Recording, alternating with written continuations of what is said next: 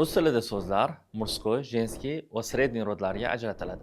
Arab tilida so'zlar faqatgina murskoy va jenskiy rodga ajratiladi. Murskoy rod bu muzakkar deb nomlanadi, jenskiy rod esa bu muannas deb nomlanadi. Misol uchun, talib so'zi bu o'quvchi degan ma'noni anglatadi. Bu murskoy rodda, ya'ni o'g'il bola o'quvchi. Taliba esa bu qiz bola o'quvchi ma'nosini anglatadi.